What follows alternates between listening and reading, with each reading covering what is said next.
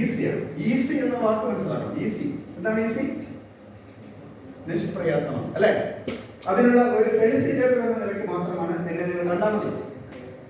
അതിനുവേണ്ടി ചില കാര്യങ്ങൾ പറഞ്ഞു തരുവാൻ കഴിയുന്ന ഒരാളാണ് ഞാൻ. എൻ്റെ എക്സ്പീരിയൻസ് എന്ന് പറഞ്ഞാൽ വളരെ വലിയ എക്സ്പീരിയൻസ് ഉണ്ട്. ഈ എക്സ്പീരിയൻസ് കൊണ്ട് മാത്രം കാര്യമായില്ല, എൻ്റെ എക്സ്പീരിയൻസ് നിങ്ങൾക്ക് കൂടി പങ്കുവച്ചാൽ മാത്രമേ എൻ്റെ ഉദ്ദേശം പൂർത്തിയാവുള്ളൂ. ഞാൻ വളരെയധികം എക്സ്പീരിയൻസ് ഉണ്ട്, എനിക്ക് അറിവുണ്ട് എന്ന് പറഞ്ഞ് ഞാൻ ഒതുങ്ങിയിരുന്ന മതിയോ? അത് നിങ്ങൾക്ക് പറഞ്ഞു തരണ്ടേ?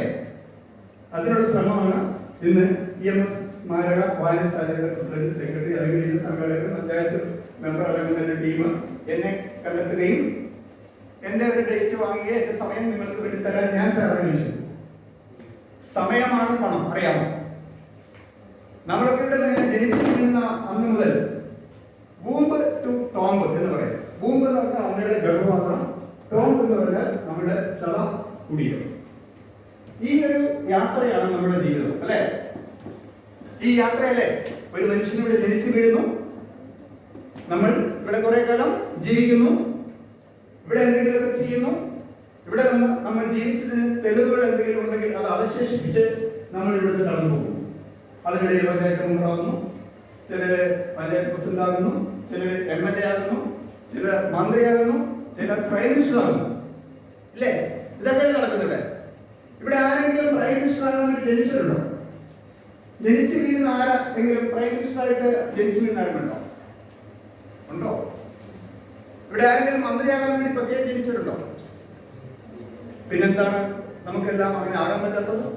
ആലോചിച്ചിട്ടുണ്ടോ? അപ്പൊ എന്റെ ചോദ്യം ഇതാണ്, നമ്മൾക്ക് എന്തെങ്കിലും ആകണമെന്ന് ആഗ്രഹങ്ങളുണ്ടെങ്കിൽ അതിനെന്തെങ്കിലും തടസ്സം ഉള്ളതായിട്ട് തോന്നുന്നതാണ്. തടസ്സം എന്താണ്? എന്തെങ്കിലും തടസ്സമുണ്ടോ? ഇപ്പൊ ഗവൺമെന്റ് എന്തെങ്കിലും തടസ്സം പറയുന്നുണ്ടോ? നമുക്കിവിടെ ഒരു മന്ത്രിയാകണം, അല്ലെങ്കിൽ നമുക്കൊരു IAS കാരനാകണം, അല്ലെങ്കിൽ ഒരു IPS കാരനാകണം എന്ന് നമുക്ക് ആഗ്രഹം ഉണ്ടെങ്കിൽ നമ്മളെ സഹായിക്കാൻ ആരെങ്കിലും വരാതിരിക്കോ? നിങ്ങൾ റെഡിയാണോ? എന്ന് പറയുന്ന ഈ ഒരു ഗ്രാമപ്രദേശമാണ്. എനിക്കറിയാം, ഞാൻ എൻ്റെ അടുത്ത് തന്നെയാണ് എൻ്റെ താമസം. തിരുവേനിയാണ്. നിങ്ങൾക്കറിയോ, ഇവിടെ നിന്ന് കഴിഞ്ഞ സിവിൽ സർവീസ് പരീക്ഷയിൽ 100-ൽ താഴെയുള്ള റാങ്ക് വാങ്ങിയത് നമ്മൾ ഉദയഗിരി കാർത്തികപുരത്തുള്ള ഒരു ജോർജ് സാറിന്റെ മകളാണ്. അദ്ദേഹം ചെറുപുഴ പഞ്ചായത്ത് സെക്രട്ടറി ആയിട്ട് സേവനമനുഷ്ഠിക്കുകയും എൻ്റെ ബെസ്റ്റ് ഫ്രണ്ടുമാണ് അദ്ദേഹം. ഞങ്ങൾ JCSന്റെ ട്രെയിനർമാർ എന്നുള്ള ട്രെയിനിങ് കാലത്ത് 2001 കാലഘട്ടത്തിൽ ഒരുമിച്ച് ട്രെയിനറായിട്ടാണ് ജോർജ് പോലിക്കുന്നത്. അദ്ദേഹത്തിന്റെ മകൾ ആനി ജോർജ് സിവിൽ സർവീസ് പരീക്ഷയിൽ, ഈ കഴിഞ്ഞ പരീക്ഷയിൽ 93ാമത്തെ റാങ്കാണ് വാങ്ങിയത്. 93ആണോ 63ആണെന്ന് സംശയം. ആ കുട്ടിയെ ഞാൻ പോയി കാണുകയുണ്ടായി. അവരുടെ വീട്ടിൽ പോയിട്ട് ഞങ്ങളൊരു അനുമോദനം കൊടുത്തു. വളരെ ഹംബിൾ ആൻഡ് സിമ്പിൾ ആയിട്ടുള്ള ഒരു പെൺകുട്ടി. ഫസ്റ്റ് ചാൻസിൽ തന്നെ IAS കിട്ടി. അപ്പൊ ജോർജ് സാർ പ്രത്യേകം പറഞ്ഞൊരു കാര്യമുണ്ട്, കാര്യമൊക്കെ കൊള്ളാം, IAS ശ്രമിക്കുന്നത് കുഴപ്പമില്ല, പക്ഷേ 4 തവണ ശ്രമിക്കാൻ തയ്യാറാണെങ്കിൽ മാത്രമേ പരീക്ഷയ്ക്ക് പോകേണ്ടതുള്ളൂ എന്ന് ജോർജ് സാർ മകളോട് പറഞ്ഞു വരും. കാരണം ഫസ്റ്റ് ചാൻസിൽ ഒന്നും IAS കിട്ടില്ല. IASന് 3 കടമ്പകളുണ്ട്: പ്രിലിമിനറി എക്സാമിനേഷൻ, മെയിൻ പരീക്ഷ, ഇന്റർവ്യൂ. അപ്പൊ ഈ 3 കാര്യങ്ങളും കടന്നുകൂടി മാത്രമേ IAS നേടാൻ സാധിക്കുകയുള്ളൂ. അപ്പൊ നമ്മളെ ഒരു കാര്യം മനസ്സിലാക്കേണ്ടതുണ്ട്. നമ്മൾ ഏതെങ്കിലും ഒരു കാര്യം ശ്രമിച്ചു, ഫസ്റ്റ് അറ്റംപ്റ്റിൽ തന്നെ കിട്ടണമെന്ന് പറയാൻ പറ്റുമോ? പറ്റുമോ? ഫസ്റ്റ് അറ്റംപ്റ്റിൽ കിട്ടിക്കൂടായില്ല. അപ്പോൾ നമ്മൾ മനസ്സിലാക്കേണ്ടത്, നമ്മൾക്ക് ഒരാഗ്രഹമുണ്ടെങ്കിൽ അത് നേടിത്തരുവാൻ ഈ ലോകം മുഴുവൻ നമ്മളൊപ്പം ഉണ്ടാവും. അറിയാമോ? നമ്മൾ ഒറ്റയ്ക്കല്ല.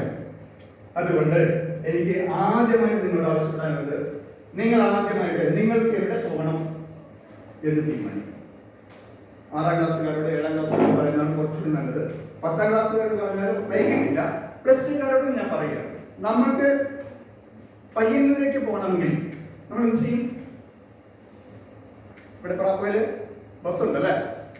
ഇവിടെ നമ്മൾ അവിടെ എത്തി നടന്നോ, എങ്ങനെ വേണമെങ്കിലും പ്രാപ്പയിൽ അവിടെ നമ്മൾ ബസ്സുണ്ട്. അവിടെ പല ബസ് വരും അല്ലേ? പയ്യന്നൂരേക്ക് പോകുന്ന ബസ് ഉണ്ടാവും, ചിറ്റാരിക്കലിലേക്ക് പോകുന്ന ബസ് ഉണ്ടാവും, ഇനി അതെല്ലാം ആലപ്പുഴയ്ക്ക് പോകുന്ന ബസ്സും ഇതിലേ വരും അല്ലേ? അപ്പോൾ ഏത് ബസ്സിൽ കയറണം? പയ്യന്നൂരിലേക്ക് പോകണമെങ്കിൽ ഏത് ബസ്സിൽ കയറണം? പയ്യന്നൂർ എന്ന് പറഞ്ഞ ബോർഡ് വെച്ചാൽ ബസ്സിൽ കയറണ്ടേ? എന്നാലേ പൈനെത്താൻ പറ്റുള്ളൂ. ചിറ്റാരിക്കൽ വെച്ച റോഡ് വെച്ച ബസ്സിൽ കയറി അവിടെ ചിറ്റാരിക്കലേ എത്തുള്ളൂ. അതേപോലെ കണ്ണൂർ എയർപോർട്ട് ഉണ്ട് അല്ലോ, അറിയില്ലേ? അന്താരാഷ്ട്ര വിമാനത്താവളം കണ്ണൂരുണ്ട്, നമ്മൾ തൊട്ടടുത്ത്. അവിടേക്കും ലോകത്തിന്റെ ഏത് മുക്കിലേക്കും പോകാവുന്ന ഫ്ലൈറ്റുകളുണ്ട്. ഫ്ലൈറ്റിൽ നമ്മളിപ്പോൾ ജർമ്മനിക്ക് പോകണം, അല്ലെ അമേരിക്കയ്ക്ക് പോകണം, അല്ലെ UK പോകണം. നമ്മൾ അവിടെ എത്തി നേരത്തെ ടിക്കറ്റ് ബുക്ക് ചെയ്യണം. ലണ്ടനിലേക്കോ UK ജർമ്മനിയിലേക്കോ US ഒക്കെ പോകേണ്ട ഫ്ലൈറ്റുകൾ അവിടെ കണക്ഷൻ ഫ്ലൈറ്റുകളൊക്കെ ഉണ്ട്. അപ്പൊ അവിടെ പോകണമെങ്കിൽ നമ്മൾ അറിയണം ഇത്ര തീയതി ഇത്ര സമയത്ത് ആ ഫ്ലൈറ്റ് കണ്ണൂർ എയർപോർട്ടിൽ നിന്ന് പോകുമ്പോൾ നമ്മൾ അറിയണ്ടേ? അങ്ങനെ അറിഞ്ഞാൽ മാത്രമേ നമുക്ക് യാത്ര കൃത്യമായിട്ട് യാത്ര ചെയ്ത് നമ്മൾ ഉദ്ദേശിക്കുന്ന സ്ഥലത്ത് എത്തിച്ചേരാൻ പറ്റുള്ളൂ. ഇതൊരു യാത്രയുടെ കാര്യമാണ്. ഇതേമാതിരി തന്നെ ഒരു യാത്രയാണ് നമ്മുടെ ജീവിതവും. ഞാൻ പറഞ്ഞു, ഇവിടെ തിരിച്ച് വീഴുന്ന ആ നിമിഷം മുതൽ നമ്മളുടെ മരണം എന്നാണോ അത് നമുക്ക് അറിയില്ല. മരണത്തിന്റെ കാര്യത്തിൽ മാത്രം ഒരാൾക്കും ഒരു ഉറപ്പ് പറയുന്നില്ല. പക്ഷേ നോർമലി നമ്മുടെ മലയാളികൾക്കൊക്കെ ഒരു ആയുസ് എത്രയാണ് അറിയാം? ആവറേജ് ഒരാളിവിടെ ജനിച്ചു എത്ര വയസ്സിലാണ് സാധാരണ മരിക്കുക? എന്നെ ഐഡിയ? 73 വയസ്സ് അല്ലെ 75 വയസ്സ്, ചിലർക്ക് 80 വയസ്സ്, ചിലർക്ക് 90 വയസ്സ്. കൂടുതലും ഒരു 75 വയസ്സ് 80 വയസ്സുണ്ട് നമ്മളിവിടെ കടന്നു പോകേണ്ടതാണ്. എല്ലാവർക്കും അത് ബാധകമാണ്. അപ്പോൾ ഇവിടെ ജനിച്ചു വീഴുന്ന 15 വയസ്സുള്ള ഒരു കുട്ടിക്ക് ഇനി എത്ര ദിവസമുണ്ട് അല്ലെങ്കിൽ എത്ര വർഷമുണ്ട് ആലോചിച്ചുണ്ട്. ജസ്റ്റ് ഒന്ന് ആലോചിച്ചാൽ, ഇപ്പം ആലോചിച്ച് ടെൻഷൻ അടിക്കണ്ട. അത്രയുള്ള ദിവസം 100 വയസ്സ് വരെ ജീവിച്ചാൽ എത്ര ദിവസമുണ്ട്? 100 വർഷം ജീവിച്ചാൽ 36,500 ദിവസമേ ഈ ഭൂമിയിൽ നമുക്ക് ജീവിക്കാനുള്ള അവസരമുള്ളൂ. അങ്ങനെ ജീവിക്കുമ്പോൾ ഒരു ദിവസത്തിന്റെയും ഒരു മണിക്കൂറിന്റെയും ഒരു മിനിറ്റിന്റെയും വില മനസ്സിലാവും. അത് നോക്കിയിട്ടുണ്ടോ? നമ്മൾ എന്തിനാണ് ജീവിക്കുന്നത് വിചാരിക്കുന്നുണ്ടോ? ഇല്ല. അപ്പോൾ നമുക്ക് ഇവിടെ അനുവദിച്ച് കിട്ടിയിരിക്കുന്ന സമയം ഏറ്റവും ഫലപ്രദമായിട്ട് ആരുപയോഗിക്കുന്നു അതിന്റെ അടിസ്ഥാനത്തിലാണ് നമ്മളുടെ മൊത്തം ജീവിത വിജയം എന്ന് പറയുന്നത്. ടൈമാണ് ഏറ്റവും വലിയ ജീവിതത്തിൽ നമുക്ക് എല്ലാ നേട്ടങ്ങളും നേടിത്തരുന്നത് എന്തുകൊണ്ടാണ്? ടൈം ഉള്ളതല്ലേ. നമുക്ക് പഠിക്കാൻ പറയില്ലേ, പരീക്ഷയ്ക്ക് കുറച്ചുകൂടി സമയം കിട്ടിയിരുന്നെങ്കിൽ കുറച്ചുകൂടി എനിക്ക് എഴുതാമായിരുന്നു പലപ്പോഴും നമുക്ക്. പക്ഷേ സമയം അവിടെ ക്ലിപ്തമാണ്. 2 മണിക്കൂറിനുള്ളിൽ എഴുതേണ്ട പരീക്ഷ 2 മണിക്കൂർ കൊണ്ട് തന്നെ നമ്മൾ പൂർത്തിയാക്കി. 2.5 മണിക്കൂർ കിട്ടില്ല. എല്ലാവർക്കും കിട്ടുന്ന അവസരം 2 മണിക്കൂറാണ്. ആ 2 മണിക്കൂറിനുള്ളിൽ നമ്മൾ എത്രത്തോളം നമ്മൾ പഠിച്ച കാര്യങ്ങൾ ആൻസർ ഷീറ്റിൽ കാണിക്കുന്നതിനനുസരിച്ചിട്ടാണ് പരീക്ഷയ്ക്ക് നമുക്ക് സ്കോർ വരുന്നത്. ഇതേപോലെ തന്നെ നമുക്ക് കിട്ടുന്ന 15 അല്ലെങ്കിൽ 18 അല്ലെങ്കിൽ 21 വർഷങ്ങൾക്കുള്ളിൽ തന്നെ നമുക്ക് നല്ലൊരു പ്രൊഫഷൻ കണ്ടെത്താൻ സാധിക്കും. പറ്റോ? എത്ര വർഷം വേണം നമുക്കൊരു ജോലി കിട്ടണമെങ്കിൽ ഇന്നത്തെ കാലഘട്ടത്തിൽ? നിങ്ങൾ അതിനെക്കുറിച്ച് ബോധവാന്മാരാണോ? +2 പറയാം. +2 ഇനി ഒരു ജോലി കിട്ടണമെങ്കിൽ എത്ര വർഷം പഠിക്കണം? ഒരു പ്രൊഫഷണൽ ഡിഗ്രിയാണ് പഠിക്കേണ്ടതെങ്കിൽ, ഉദാഹരണത്തിന് എഞ്ചിനീയറിംഗ് അല്ലെങ്കിൽ മെഡിസിൻ ആണ് പഠിക്കേണ്ടതെങ്കിൽ എത്ര വർഷം വേണം? മെഡിസിൻ 5.5 കൊല്ലം അല്ലെ? മെഡിസിൻ പഠിക്കണമെങ്കിൽ 5.5 കൊല്ലം. MBBS. ബിടെക് ആണെങ്കിൽ 4 വർഷം. ശരിയല്ലേ? അപ്പോൾ +2 എന്ന് പറയുമ്പോൾ 17 വയസ്സ്. പിന്നീട് 4 വർഷം പഠിച്ചാൽ 21 വയസ്സിൽ ബിടെക് പാസ്സാകും. എഞ്ചിനീയർ ആകാൻ താല്പര്യമുള്ള ആരെങ്കിലും ഉണ്ടോ? കൂടുതൽ എഞ്ചിനീയറിംഗ് താല്പര്യമുള്ള ആരെങ്കിലും ഉണ്ടോ? ഒരു എഞ്ചിനീയർ ആകണമെന്ന് ഇപ്പൊ തന്നെ ആഗ്രഹിക്കുന്ന ആരെങ്കിലും ഉണ്ടോ? ആരില്ലേ? പിന്നെ ഡോക്ടർമാരുണ്ടോ? ഡോക്ടർമാരായി നമ്മുടെ ആദിവാസി മേഖലയായ ഈ പ്രദേശത്ത് ആദ്യമായിട്ട് നമുക്ക് ഏതെങ്കിലും ഭാഗത്ത് ഒരു ഡോക്ടർ ഉണ്ടോ? ഡോക്ടർ ഉണ്ടോ ഇവിടെ? ഡോക്ടർ ഉണ്ടോ? ഇവിടെ ഡോക്ടർ ഉണ്ടോ? ഇവിടുത്തെ ആദ്യത്തെ ഡോക്ടർ ആരാണ്? അനന്യ എന്ന കുട്ടിയുടെ എവിടെ SSC നല്ല മാർക്ക് പറഞ്ഞൊരു അനന്യ ഉണ്ടോ? ആരത്? അനന്യ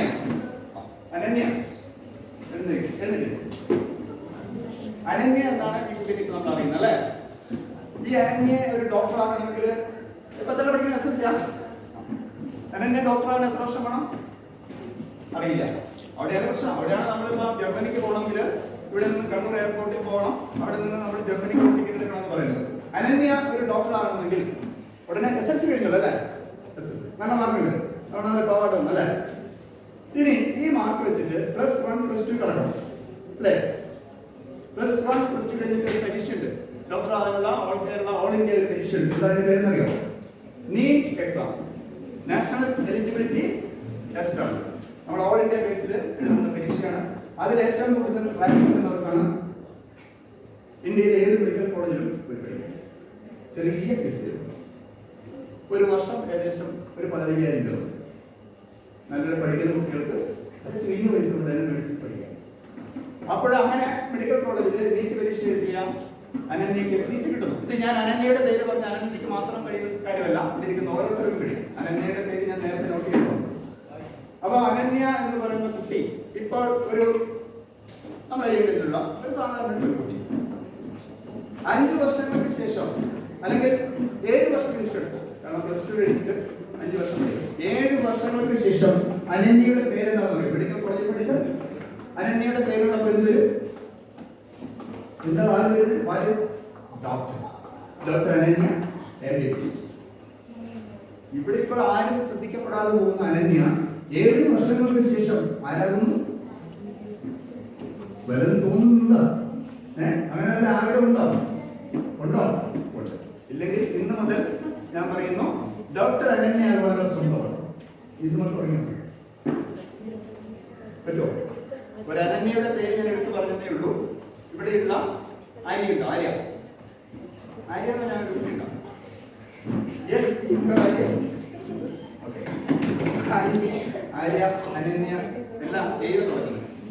എല്ലാം ഏത് തുടങ്ങുന്ന പേരുകളാണ്. ഈ പേര് ഏത് സ്കൂളിൽ പേര് വിളിക്കുന്ന ആദ്യത്തെ 1 2 ഒക്കെ പേരായിരിക്കും അല്ലേ? അപ്പോൾ ഒന്നാമതായി നിൽക്കുന്ന ആര്യയും അനന്യയും ഒക്കെ ഇന്നല്ലെങ്കിൽ നാളെ ഒരു എഞ്ചിനീയറോ ഒരു ഡോക്ടറോ എന്ന് നിർബന്ധമൊന്നുമില്ല. അതിനേക്കാൾ ഇഷ്ടം പോലെ നല്ല ജോലികൾ, നല്ല പ്രൊഫഷണൽ കോഴ്സുകൾ ഇന്ന് നമുക്ക് ഇവിടെ അവൈലബിൾ ആണ്. ജോലിയെ കുറിച്ച് ഒരു ഐഡിയ ഇല്ലെങ്കിലും പറഞ്ഞുതരാം. ജസ്റ്റ് ഞാൻ പറഞ്ഞു, ഗൂഗിളാണ് ഇന്ന് നമുക്ക് ഏറ്റവും കൂടുതൽ ആശ്രയിക്കാൻ പറ്റുന്നത്. അറിവിന്റെ കാര്യത്തിൽ നമുക്ക് ആശ്രയിക്കാൻ പറ്റുന്നത് ഗൂഗിളാണ്. ഗൂഗിൾ എന്നതിൽ കയറി നോക്കുക. ഇന്ന് ലോകത്ത് എത്രത്തോളം ജോലികൾ ഉണ്ടെന്ന് നോക്കുക. ജോലികളെ കുറിച്ച് നിങ്ങൾക്ക് എത്ര ജോലികൾ അറിയാം? ഉദാഹരണത്തിന് നിങ്ങൾക്ക് എഴുതുകയാണെങ്കിൽ ഇപ്പോൾ എത്ര തരം ജോലികളെ കുറിച്ചുള്ള അറിവുണ്ട്? ഈ +2 പഠിക്കുന്നവർക്ക് എത്ര ജോലി ഉണ്ടെന്നാണ് ധാരണ ഇന്ന് ലോകത്ത്? എന്നെ ഐഡിയ? No idea. അവിടെയാണ് മഹാരാഷ്ട്ര, അവിടെയാണ് ഞങ്ങളെ പോലുള്ളവരുടെ പ്രസക്തി. നമ്മൾ പറഞ്ഞാലാണ് നമുക്ക് ഇപ്പം ഒരു വൈദ്യനെ ശരിക്കും ആർക്കാ ഗുണം കിട്ടണം? രോഗിക്കല്ലേ? രോഗിക്കാണ് വൈദ്യനെ കൊണ്ട് ഗുണം കിട്ടുള്ളൂ. അതേമാതിരി അറിവുള്ളവരോട് ഇപ്പം നമുക്ക് പറഞ്ഞു കൊടുക്കേണ്ട ആവശ്യമില്ല, അറിവില്ലാത്തവരോട് നമുക്ക് പറഞ്ഞു കൊടുക്കാം. അപ്പോൾ ഇന്ന് ലോകത്ത് നമുക്ക് കിട്ടാവുന്ന ജോലികളെ കുറിച്ച് ഗൂഗിളിൽ സെർച്ച് ചെയ്യുകയാണെങ്കിൽ ഏകദേശം 29,000 ജോലികളുണ്ട്. 29,000 തരം ജോലികൾ. ആ ജോലികൾ എന്താണെന്ന് നമുക്ക് പറഞ്ഞിട്ട് മണിക്കൂറുകളല്ല, അതിനെക്കുറിച്ച് പോകണ്ട. പക്ഷെ 29,000 ജോലികളുള്ളതിനകത്ത് ഇന്ത്യയിൽ തന്നെ 13,000-ഓളം ജോലികൾ ഇന്ത്യയിൽ അവൈലബിൾ ആണ്. ഇന്ത്യയിൽ 13,000 ടൈപ്പ് ജോലികൾ ഉണ്ടെന്ന് പറഞ്ഞാൽ വിശ്വസിക്കാൻ പറ്റുമോ? ഉണ്ട്. ഈ 13,000 ടൈപ്പ് ജോലികളിൽ നമുക്ക് പറ്റിയ ജോലി എന്താണെന്ന് നമ്മൾ മനസ്സിലാക്കണം. എല്ലാ ജോലിയും നമുക്ക് പറ്റുമോ? പിന്നെ കോക്കടയിൽ നിന്ന് ഒരു പൈലറ്റ് ഉണ്ടായിരുന്നു. കോക്കട എന്ന സ്ഥലത്ത് നിന്നും പൈലറ്റ് പരീക്ഷ പാസ്സായി 650ഓളം മണിക്കൂറുകൾ വിമാനം പറത്തിയ ഒരാളുണ്ട് കോക്കടയിൽ. ഏകദേശം 45 ലക്ഷത്തോളം രൂപയാണ് അതിന് ചെലവ് വരുന്നത്. 45 ലക്ഷം രൂപ മുടക്കിയിട്ടാണ് ഈ പൈലറ്റ് ലൈസൻസ് കരസ്ഥമാക്കിയത്. അപ്പൊ അത്രയും സാമ്പത്തികം മുടക്കാൻ കഴിയുള്ളവർക്ക് മാത്രമേ പൈലറ്റ് ആകാൻ പറ്റുള്ളൂ. അപ്പോൾ നമ്മളിത് തൊഴിൽ ഇപ്പം പൈലറ്റ് നല്ല ജോലിയാണ്, കാരണം വിമാനം പറപ്പിച്ച് നമുക്ക് നല്ല ശമ്പളം കിട്ടുന്ന ജോലിയാണ്. പക്ഷെ അത് പഠിക്കാൻ വേണ്ടി 45 ലക്ഷം രൂപ അല്ലെങ്കിൽ 50 ലക്ഷം രൂപ അല്ലെങ്കിൽ 60 ലക്ഷം രൂപയൊക്കെ ചെലവാകും. ആ പൈസ നമുക്കുണ്ടെങ്കിൽ മാത്രമേ ആ കോഴ്സ് നമുക്ക് പഠിക്കാൻ പറ്റുള്ളൂ. അപ്പൊ ഞാൻ പറഞ്ഞു വന്നതാണ്, നമുക്ക് ഈ 29,000 ജോലികൾ ഉണ്ടെങ്കിലും നമുക്ക് പറ്റിയ ജോലി എന്താണെന്ന് നമ്മൾ കണ്ടെത്തണം. അത് നമുക്ക് പറ്റിയതാണോ എന്ന് നമ്മൾ മനസ്സിലാക്കണം. ഞാൻ പറഞ്ഞിവിടെ നമുക്ക് സാധാരണഗതിയിൽ പണ്ടൊക്കെ ഉണ്ടായിരുന്ന ജോലികൾ എന്ന് പറയുന്നത് ഡോക്ടർ, എഞ്ചിനീയർ, വക്കീൽ, അധ്യാപകർ, ഇൻഷുറൻസിന്റെ ബാങ്കിലൊക്കെ വർക്ക് ചെയ്യുന്നവർ. ഞാൻ ഇൻഷുറൻസ് മേഖലയിൽ നിന്ന് വന്നതാണ്. ഞാൻ കഴിഞ്ഞ 35 വർഷമായിട്ട് ഇൻഷുറൻസ് എന്ന മേഖലയിൽ വർക്ക് ചെയ്ത് ജീവിതം കെട്ടിപ്പിടിപ്പിച്ച് വളരെ സാറ്റിസ്ഫൈഡ് ആയിട്ട് ജീവിക്കുന്ന ഒരു ആളാണ്. ഇൻഷുറൻസ് എന്ന മേഖല, ബാങ്കിങ് മേഖലയുണ്ട്. ബാങ്കിൽ മാനേജർ ആകാം, ബാങ്കിൽ ക്ലർക്ക് ആവാം. Yes sir, okay. ഒരു ചായ കുടിച്ചാലോ? മാറ്റിമറിക്കാൻ പോകുന്ന ചില കാര്യങ്ങൾ അത് ഉൾക്കൊള്ളാൻ പറ്റുന്നവർ ഉൾക്കൊള്ളുക, ഒരാളെങ്കിലും ഉൾക്കൊള്ളാൻ അത്രേ ഞാൻ അങ്ങനെ കരുതുന്നു. റെഡി അല്ലേ? എല്ലാവരും ഹാപ്പി അല്ലേ? ചായ കുടിച്ചാലേ ചായ കുടിച്ചു. ഇനി പഠിക്കുന്ന സമയത്ത് ഉറക്കം നിങ്ങൾ എന്താ ചെയ്യുന്നറിയോ? അമ്മമാരെ വീട്ടിലുള്ള അമ്മമാരുടെ പറയണം, അമ്മ എനിക്ക് ഉറക്കം വരുന്നുണ്ട്, ഒരു കട്ടൻ കാപ്പി എടുത്തു തരാൻ പറഞ്ഞാൽ പക്ഷേ അമ്മ എടുത്തിട്ടില്ലേ? മക്കൾക്ക് വേണ്ടി മരിക്കുന്ന മാതാപിതാക്കളാണ്. ആണോ? മക്കളുടെ ഏത് ആവശ്യങ്ങളും സാധിച്ചു തരുന്ന ഒരു തലമുറയിലാണ് ഇപ്പോൾ നിങ്ങളുള്ളത്. ഞങ്ങളൊന്നും അത്രയധികം എല്ലാ ആഗ്രഹങ്ങളും സാധിക്കാൻ സാധിച്ചിട്ടില്ല. പക്ഷെ നിങ്ങൾക്ക് ഇപ്പോൾ വളരെയധികം അവസരങ്ങളുണ്ട് എന്തും നേടുവാൻ. എന്തും നേടുക. ഞാൻ വയക്കര സ്കൂളിൽ പോയി, ഇവിടുന്ന് 21 കിലോമീറ്റർ അപ്പുറമുള്ള വയക്കര സ്കൂളിൽ പോയിട്ട് പഠിച്ച ആളാണ്. SSLC നടന്നില്ല പോയത്. നിങ്ങൾ വിശ്വസിക്കാൻ പറ്റുന്നുണ്ടോ? വയക്കര സ്കൂൾ അറിയോ? Government higher secondary school Vayakkara. അവിടെയാണ് ഞാൻ പഠിച്ചത്. 1979 SSLCക്ക് പഠിക്കുമ്പോൾ ഞങ്ങൾക്ക് രാവിലെ ഒരു ബസ്സുണ്ട്, 7:30 മണിക്ക് തിരിച്ചു പോകുന്ന ബസ്സുണ്ട്. 7:30 പോയാൽ ബസ്സോടും ഷിഫ്റ്റാണ്. അങ്ങനെ സ്കൂളിൽ ഉച്ചയ്ക്ക് 12 മണി വരെ 12:30 വരെയുള്ള ക്ലാസ്സും കഴിഞ്ഞിട്ട് തട്ടുമൽ മത്സരമുണ്ട്. അതിലേക്ക് നടന്നു വന്നാൽ ഇവിടെ നമുക്ക് മഞ്ഞ കടത്താം. അതിൽ നടന്നു വന്ന് ബസ്സിന്റെ 10 പൈസ ലാഭിക്കാൻ വേണ്ടി ചെയ്തത്. ബസ്സിന്റെ 10 പൈസ ലാഭിക്കാൻ വേണ്ടിയിട്ട് നടന്ന് 21 കിലോമീറ്റർ നടന്ന് സ്കൂളിൽ പോയി പഠിച്ച ആളാണ്. വിശ്വസിക്കാൻ പറ്റുന്നുണ്ടോ? ഇപ്പൊ എനിക്ക് ബൈക്കുണ്ട്, കാറുണ്ട്, എല്ലാം ഉണ്ട്. അന്ന് ഈ നാട്ടിലാർക്കും ബൈക്കും ഇല്ല, കാറും ഇല്ല. ആ കാലഘട്ടത്തിൽ ആ ഒരു KMS എന്ന് പറഞ്ഞ ബസ് ഉണ്ട്. ഒരു അതുകൊണ്ടായിരുന്നു അതിന്റെ ഡ്രൈവർ. ഇപ്പോൾ ഞാനത് ഓർത്തിരിക്കുന്നുണ്ട്. എന്തുകൊണ്ടാണെന്നറിയോ? നമ്മൾ വന്ന വഴി ആരും മറക്കാൻ പാടില്ല. കറക്റ്റ് ഇങ്ങനെ പറഞ്ഞത്, വന്ന വഴി മറക്കാൻ പാടില്ല. ആര് പറഞ്ഞതല്ലേ? ഞാൻ പറഞ്ഞതല്ല. അമേരിക്കൻ പ്രസിഡന്റ് ബരാക് ഒബാമയെ കുറിച്ച് കേട്ടിട്ടുണ്ടോ? അമേരിക്കൻ പ്രസിഡന്റ് ആരെന്നറിയോ? Barack Obama. ഇപ്പൊ എന്താണെന്നറിയോ? American president Joe Biden. Joe ബൈഡന് മുമ്പുണ്ടായിരുന്ന ആളാണ് ബരാക് ഒബാമ. ട്രംപ് ഉണ്ടായിരുന്നു. യെസ്, ട്രംപിനെ കുറിച്ച് കേട്ടിട്ടുണ്ടല്ലേ? എല്ലാം നല്ല നോളജ് കിട്ടാം. ഞാൻ ഉദ്ദേശിക്കുന്നത്. അപ്പം ഈ ബരാക് ഒബാമയെ പറഞ്ഞത് നമ്മൾ വന്ന വഴി മറക്കരുത്. അതിന്റെ അർത്ഥം എല്ലാവർക്കും മനസ്സിലായോ? നമ്മൾ അമേരിക്കൻ പ്രസിഡന്റ് ആയാലും അതിനേക്കാൾ അപ്പുറത്തെ ഏറ്റവും വലിയൊരു പൊസിഷനാണ് അമേരിക്കൻ പ്രസിഡന്റ്. ഇന്നത്തെ കാലത്ത് ലോകത്തിന്റെ ഏറ്റവും വലിയ ഒരു ശരിക്കും പറഞ്ഞാൽ ഒരു നല്ല ഭരണാധികാരിയാണ് അമേരിക്കൻ പ്രസിഡന്റ്. അത്രയും പവർ പിന്നെ റഷ്യൻ പ്രസിഡന്റിനോ അല്ലെങ്കിൽ ചൈനീസ് പ്രധാനമന്ത്രിക്കോ ഒക്കെ ഉണ്ട്. അപ്പം അമേരിക്കൻ പ്രസിഡന്റ് പറയണം, ഞാൻ അമേരിക്കൻ പ്രസിഡന്റായ ഞാൻ വളരെയധികം കഷ്ടപ്പാടുകളുടെയും പലതരത്തിലുള്ള പ്രതിസന്ധികളും. ബരാക് ഒബാമ പറഞ്ഞു, വന്ന വഴി മറക്കരുത്. അതിന്റെ അർത്ഥം നമ്മൾ എത്ര വലിയ ആളായാലും നമുക്ക് നമ്മളെ സപ്പോർട്ട് ചെയ്ത ആൾക്കാരെ ഒരിക്കലും നമ്മൾ മറന്നു പോകരുത്. നമ്മുടെ വോട്ടും കഴിച്ച് MLA-യും MP-യും മന്ത്രിയൊക്കെ ആയി കഴിഞ്ഞാൽ പിന്നെ നമുക്ക് എന്തെങ്കിലും അവര് വേണ്ടത്ര പരിഗണന തരുന്നുണ്ടോ? ശരിക്കും തരേണ്ടതല്ലേ? ഇപ്പൊ ഇതാ വാർഡ് മെമ്പർ തിരിച്ചുവിടും. ഇവിടെ നമ്മൾ വോട്ട് കഴിച്ചു പോയി നോക്കാൻ പാടില്ല. നമ്മൾ പിന്നെ കാര്യങ്ങൾ പറയാം. ലോകത്തിലെ ഏറ്റവും വലിയ സമ്പന്ന ആരാണെന്നറിയോ? ഇപ്പോഴുള്ള ആരാണ് ഏറ്റവും വലിയ പണക്കാരൻ ലോകത്തിലെ? അംബാനി ഇന്ത്യയിൽ. ഓക്കെ, എലോൺ മസ്ക് ഉണ്ട്. എലോൺ മസ്ക് ഏറ്റവും വലിയ സമ്പന്നനാണെന്ന് വേണമെങ്കിൽ പറയുമോ? അതിനേക്കാൾ വലിയ ഒരു സമ്പന്നനായിരുന്നു ബിൽ ഗേറ്റ്. ബിൽ ഗേറ്റിനെ കുറിച്ച് കേട്ടിട്ടുണ്ടോ? മൈക്രോസോഫ്റ്റ് എന്ന കമ്പനിയെ കുറിച്ച് കേട്ടിട്ടുണ്ടോ? ഇതിന്റെ തുടങ്ങാനും അറിയോ? ഇപ്പൊ അതെല്ലാം പല ആൾക്കാർ വാങ്ങിക്കഴിഞ്ഞു. പക്ഷേ ഗൂഗിള്, ഫേസ്ബുക്ക് അങ്ങനെയുള്ള കുറേ എല്ലാം കമ്പനികളാണ്. നിങ്ങളിപ്പോൾ ഗൂഗിളും ഫേസ്ബുക്കും എന്നൊക്കെ പറയുന്നില്ലേ, അതെല്ലാം ഓരോ ആൾക്കാരുടെ കമ്പനികളാണ്. നമ്മളിപ്പോൾ ഫേസ്ബുക്കിലോ അല്ലെങ്കിൽ വാട്സപ്പിലോ ഒരു മെസ്സേജ് അയക്കുമ്പോൾ ഇത് ആരെല്ലാം കൺട്രോൾ ചെയ്യുന്നു? ഇത് അമേരിക്കയിലുള്ള കാലിഫോർണിയയിലുള്ള സിലിക്കൺ വാലി എന്ന സ്ഥലത്തു നിന്നുള്ള ഇത്തരം കമ്പനികളുടെ ഹെഡ് ഓഫീസിൽ അവരാണ് ഇതെല്ലാം കൺട്രോൾ ചെയ്യുന്നത്. അവർക്ക് വേണ്ടിയിട്ട് നമ്മളെ പോലുള്ള ഇന്ത്യയിലെ ആൾക്കാരൊക്കെ ബാംഗ്ലൂരിൽ നിന്നും ജോലി ചെയ്യുന്നുണ്ടാവും. ഈ കാര്യങ്ങളൊക്കെ കുറെ സൂപ്പർ കമ്പ്യൂട്ടറുകളാണ് ഇതൊക്കെ നിയന്ത്രിക്കുന്നത്, അല്ലേ? നമ്മളിപ്പോൾ ഗൂഗിൾ പേ ഇല്ലേ? ഗൂഗിൾ പേ എന്ന സംഭവം അറിയോ? എന്താണ് ഗൂഗിൾ പേ?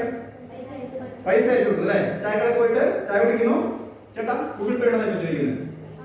ഇന്നലെ ഞാൻ കണ്ടു അവിടെ ഒരു കട വയ്ക്കുന്നതാണ് ചേട്ടൻ. ആ ചേട്ടായിട്ട് നിൽക്കുന്ന 10 രൂപയുടെ കവർ മേടിച്ചിട്ട് ചേച്ചിരിക്കാം ഗൂഗിൾ പേ കൊടുക്കും. അങ്ങനെയുണ്ട്. അത്ര അപ്പം ചേട്ടായി എനിക്ക് ഗൂഗിൾ പേ ഇല്ല, എനിക്ക് ഒരു പഴയ ഫോണുള്ളത്. അപ്പം ഞാനവിടെ ഉണ്ടായിരുന്നു. ഞാൻ പറഞ്ഞു ചേട്ടായി ഈ പഴയ ഫോണൊന്നും ഇതിന് നടക്കില്ല, നല്ല സ്മാർട്ട് ഫോൺ വാങ്ങിക്കണം, ബാങ്കിൽ പോയിട്ട് അക്കൗണ്ട് എടുക്കണം, എന്നിട്ട് നമ്മുടെ അക്കൗണ്ടുമായിട്ട് കണക്ട് ചെയ്തിട്ട് ഇവിടെ എന്ത് വയ്ക്കണം, ഗൂഗിൾ പേക്കുള്ള ബോർഡ് വയ്ക്കണം. കാലം നമ്മൾ മാറുന്നതനുസരിച്ച് നമ്മൾ മാറ്റം വരുത്തണ്ടേ? പറ്റുമോ? പഴയ രീതിയിൽ ഇപ്പോൾ ഒരു ചായക്കട ഉണ്ടായിരുന്നു കൂടെ, പ്രാബല്യത്തിൽ പല ചായക്കടകളില്ലേ, അവിടെ എല്ലാം ചെയ്യുന്ന ആരാണ്? അതിൻ്റെ ഉടമ തന്നെയാണ്. ചായ ഉണ്ടാക്കുന്നത്, പൊറോട്ട അടിക്കുന്നത്, ക്യാഷ് മേടിക്കുന്നത്, സപ്ലൈ ചെയ്യുന്ന എല്ലാ ആളുകളും. അങ്ങനെയൊന്നുമല്ല ഇപ്പം മാറി. ഇപ്പം ഹോട്ടലുകളൊക്കെ നമ്മൾ പുറത്തേക്ക് ഇറങ്ങി നോക്ക്. ഒരു ഹോട്ടലിൽ ചെന്ന് കഴിഞ്ഞാൽ ഇത് മതിയാണോ? 5 star hotel, 3 star hotel, 4 star hotel ഒക്കെ ചെന്ന് നോക്ക്. പോയിട്ടുണ്ടോ ഏതെങ്കിലും ഹോട്ടലിൽ? ചെറുവിടെ 4 സ്റ്റാർ ഹോട്ടൽ ഉണ്ട്, അറിയോ? ഏതാണ്? എലഗൻസ് ഹോട്ടൽ, എലഗൻസ് 3 സ്റ്റാർ ഹോട്ടലാണ്. അവിടെ ചെന്ന് നമ്മൾ ചായ കുടിക്കണ പൈസ എന്നറിയോ? ഇവിടെ എത്ര ചായക്ക് 12 രൂപ. അവിടെ പോയിട്ട് ചായ കുടിക്കണമെങ്കിൽ 100 രൂപ എടുത്തു. അതിനെത്ര വില? 5 കോടി മുതൽ. അത് ഓരോരുത്തർക്ക് ആവശ്യത്തിനനുസരിച്ചുള്ള രീതിയിൽ ഉണ്ടാക്കി കൊടുക്കുന്നു. ആവശ്യക്കാരുടെ ഇതിനനുസരിച്ച് കാർ ഉണ്ടാക്കി കൊടുക്കും. എന്തൊക്കെ ഫെസിലിറ്റീസ് വേണമെന്ന് പറഞ്ഞാൽ കമ്പനി അതേമാതിരി ഉണ്ടാക്കി കൊടുക്കും. ചിലപ്പോൾ 10 കോടി രൂപയായിരിക്കും വില. അങ്ങനത്തെ കാറുണ്ട്. 2 ലക്ഷം രൂപയുടെ നാനോ കാറുണ്ട്. ഇതെല്ലാം കാറല്ലേ? പക്ഷെ നമുക്ക് ഏത് കാർ വേണമെന്ന് നമ്മൾ തീരുമാനിക്കണം. ഏതാ കാർ വേണ്ടത്? കാർ വേണോ? ആദ്യം അതൊക്കെ കേട്ടു. നിങ്ങൾക്ക് കാർ വേണ്ടവരുണ്ടാവും. യെസ്, ആരത് വിളിക്കാൻ ഇവർ നമുക്ക് ഒരു പ്രത്യേക ഷെയ്ക്ക് കാറോ ഏത് കാറാണ് വേണ്ടത്? BMW വേണം. BMW പ്രിഫർ ചെയ്യാം. അറിയില്ല, ബിഗ് മണി വേസ്റ്റ്, പൈസ കളയാന്ന് പറഞ്ഞു. പക്ഷെ അതല്ല, അങ്ങനെ ആൾ കാര്യം കളിയാക്കുന്നു. പക്ഷെ അതല്ല. BMW കാറില് നമ്മളിപ്പോൾ ഒരു വണ്ടി ഇടിച്ചു കഴിഞ്ഞാൽ തന്നെ അതിലുള്ള യാത്രക്കാരന് ഇടിയേക്കില്ല. അത്രയും സുരക്ഷാ മാനദണ്ഡങ്ങൾ ആ കാറിലുണ്ട്. അതിന് 60 ലക്ഷം രൂപ മുതൽ മേലോട്ടാണ് BMW. അതേസമയം നാനോ കാറുണ്ട് 2 ലക്ഷം രൂപ. അത് ഇടിച്ചിട്ടുണ്ടെങ്കിൽ പപ്പടം കുടിയുന്ന മാതിരി കുടിയും ചെയ്യും, ആള് പോവുകയും ചെയ്യും. അപ്പൊ ഏതാ കാർ വേണ്ടത്? BMW കാർ മേടിക്കാൻ പറ്റുമോ? ഞാനിപ്പോ ഏതെങ്കിലും കോളനി ഇവിടെ വന്നിട്ട് നമ്മളൊരു എന്റെ മുമ്പിലുള്ള ചെറിയ കുട്ടികളോട് BMW കാർ മേടിക്കണം എന്ന് പറയുന്നത് കുറച്ച് കടന്നറിയാന്ന് എനിക്കറിയാം. എങ്കിൽ കൂടി നമുക്ക് വേണമെങ്കിൽ ഈ ഈ പ്രദേശത്ത് ആദ്യമായിട്ട് ഒരു BMW കൊണ്ടുവരാൻ ധൈര്യമുള്ള ആരുണ്ട്? ഇപ്പൊ പറയണം. 60 ലക്ഷം രൂപ വരെയുണ്ട്. 60 ലക്ഷം രൂപ ചെറിയ പോരാ, 60 ലക്ഷം രൂപ വരെയുണ്ട്. റെഡിയാണോ? ആരെങ്കിലും ഉണ്ടോ? നീ റെഡിയാ? കളിയാക്ക്. ഇവനെ അണ്ടർസ്റ്റാൻഡ് ചെയ്യാൻ പാടില്ല. ഇവൻ റെഡിയാണ്. എന്റെ പേരെടാ ആദ്യദേവ് പി പറയാണ് നെയ്യങ്കലില് ഒരു BMW കാർ കൊണ്ടുവച്ചു. നിങ്ങൾ തമാശാക്കുന്നുണ്ടാകരുത്. അത് തന്നെ ഇത് വിചാരിച്ച് നടക്കുമോ? നടക്കുന്ന തോന്നുന്നു കുട്ടിക്ക് അവൻ റെഡിയാണ്. ആ പറഞ്ഞത് ശരിയാണോ എന്ന് സംശയം ഉണ്ടാക്കില്ല. എന്നാൽ നിങ്ങൾ എഴുതി വെച്ചോ. ആദ്യദേവ് BMW കാറിൽ എങ്ങനെ വന്നിരിക്കും. പക്ഷെ അതിന് കുറച്ച് പണിയെടുക്കാൻ ആദ്യദേവ് തയ്യാറാണ്. അത് റെഡിയാണോ പണിയെടുക്കാൻ? എന്താ പണിയെടുക്കണം ഞാൻ പറഞ്ഞത്. നീ എന്റെ നമ്പർ പിടിച്ചിട്ടോ, പത്ത് പറഞ്ഞത്. ആദ്യമായിട്ട് നിന്നെ ഞാൻ അപ്രീഷിയേറ്റ് ചെയ്തത് നീ അങ്ങനെ ഒരു ആഗ്രഹം ഇത്രയും പേരിൽ നിന്ന് ധൈര്യപൂർവ്വം പറഞ്ഞ ആ ധൈര്യമാണ് വേണ്ടത്. ഇവിടെ നിങ്ങൾക്കെല്ലാം പറയാമായിരുന്നല്ലോ, അവസരം തുല്യമായിരുന്നില്ലേ? ആദ്യദേവ് എന്തുകൊണ്ടാണ് പറഞ്ഞത്? അതാണ് ഇനി വേണ്ടത്. എല്ലാവരുടെയും മുന്നിൽ ഒറ്റ അവസരമായിരുന്നു. ഞാൻ ചോദിച്ചത് ഇത്ര മാത്രം. ഒരു BMW കാർ വാങ്ങിക്കാൻ ആഗ്രഹമുള്ള ആരെങ്കിലും ഉണ്ടോ? ഈ ഗ്രൂപ്പിൽ പേര് ഏകദേശം 10 പേര് ഒറ്റയടിക്ക് ചാടിക്കാൻ പറഞ്ഞില്ലേ? ആ ധൈര്യമാണ് ഇനി നമുക്ക് വേണ്ടത്. ധൈര്യം മാത്രം മതിയോ? പോരാ. അതിനു വേണ്ടിയിട്ട് ഹാർഡ് വർക്ക് ചെയ്യാൻ തയ്യാറാകണം. ഹാർഡ് വർക്ക് വേണ്ട കേട്ടോ. ഇപ്പോൾ സ്മാർട്ട് വർക്ക് സ്മാർട്ട് ഫോണില്ലേ? Smart phone Google, Facebook, WhatsApp ഇതൊക്കെ നമ്മളെ സഹായിക്കാൻ കൂടിയുണ്ട്. പക്ഷേ ഇതിനകത്തെല്ലാം ഒളിഞ്ഞിരിക്കുന്ന ചെറിയ ചതിക്കുഴികളുണ്ട്. നമ്മൾ അതിനകത്ത് ഉപയോഗിക്കാൻ പഠിക്കണം. വാട്സപ്പിനെയും ഫേസ്ബുക്കിനെയും ഗൂഗിളിനെയും ഇന്റർനെറ്റിനെയും ഒക്കെ നമ്മൾ ഉപയോഗിക്കാൻ പഠിക്കണം.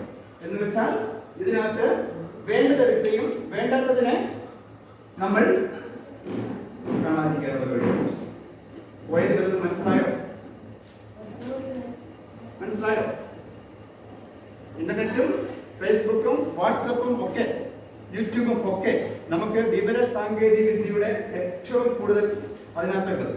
പക്ഷേ നമുക്ക് ആവശ്യമുള്ളത് മാത്രമേ നമ്മൾ എടുക്കാൻ പാടുള്ളൂ. ബാക്കി നമ്മുടെ സമയം മറ്റൊരു തരത്തിലും നമ്മുടെ എനർജിയും സമയവും ഒരു കാരണവശാലും മറ്റു തരത്തിലേക്ക് അത് മാറ്റിവിടരുതെന്ന് മാത്രം.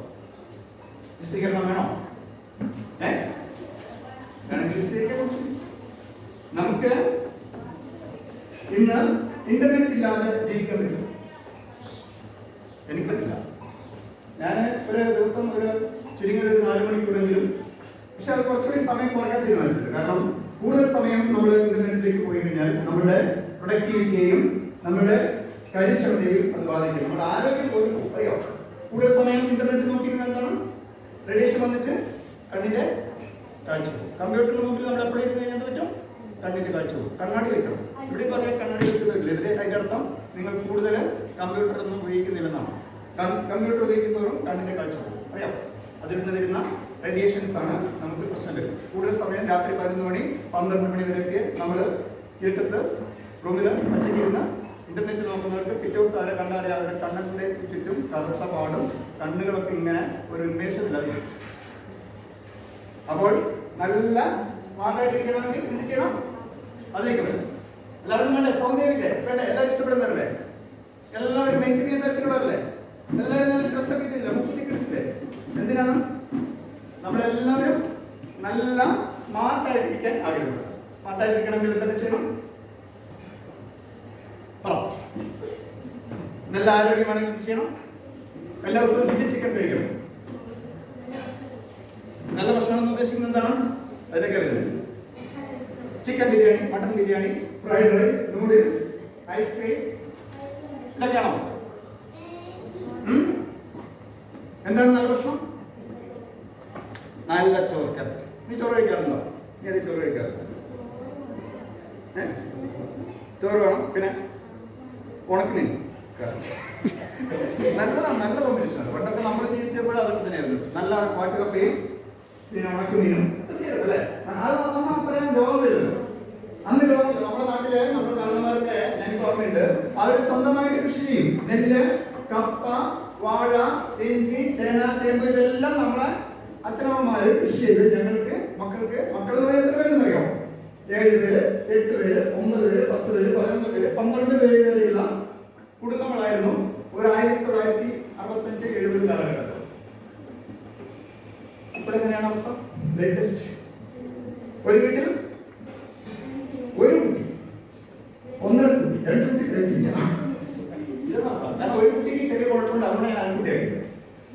ഒരു കുട്ടിക്ക് എന്തൊക്കെയൊക്കെ ഡിസബിലിറ്റി, വളർച്ചക്കുറവ്, തല ചെറുത്, സംസാര വൈകല്യം, മാന്ദ്യം, എന്താ പറയുക, അങ്ങനെയുള്ളവര് മെന്റലി റിട്ടാർഡഡ്, മന്ദബുദ്ധി എന്ന് പറയാൻ പാടില്ല, മെന്റലി ഫിസിക്കലി ചലഞ്ചഡ് ആയിട്ടുള്ള കുട്ടികളാണ്. അതാണ് ഒന്നര കുട്ടികൾ.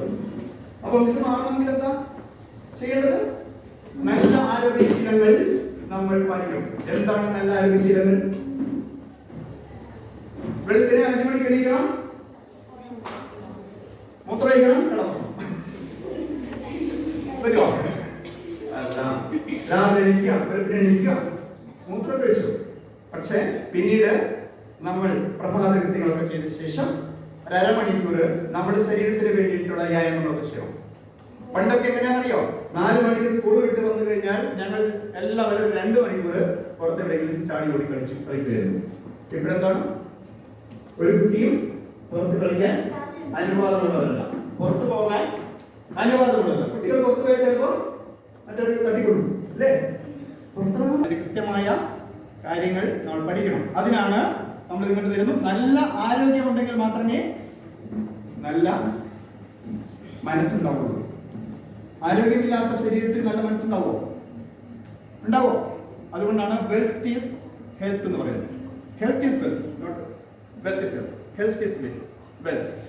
ആരോഗ്യമുണ്ടെങ്കിൽ മാത്രമേ നമുക്ക് നല്ല തലച്ചോറുണ്ടാവുള്ളൂ. നല്ല തലച്ചോറുണ്ടെങ്കിൽ മാത്രമേ പറയുന്ന കാര്യങ്ങൾ ചിന്തിച്ച് നമുക്ക് തീരുമാനം എടുക്കാൻ കഴിയുകയുള്ളൂ.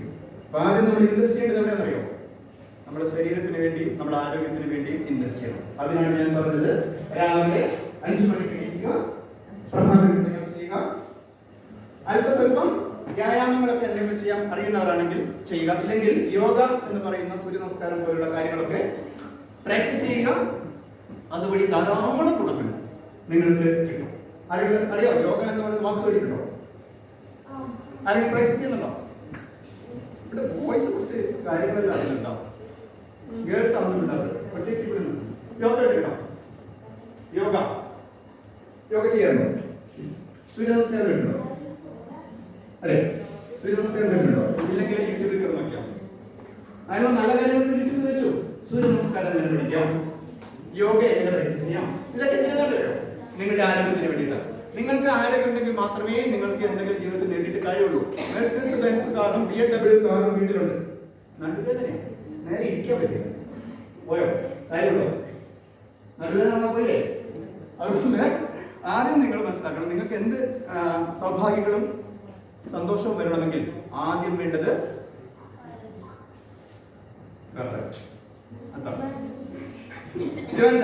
ആരോഗ്യത്തിന് വേണ്ടിയിട്ട് എന്താ ചെയ്യണം? നല്ല ശീലങ്ങൾ, നല്ല ആരോഗ്യശീലങ്ങൾ പാലിക്കണം.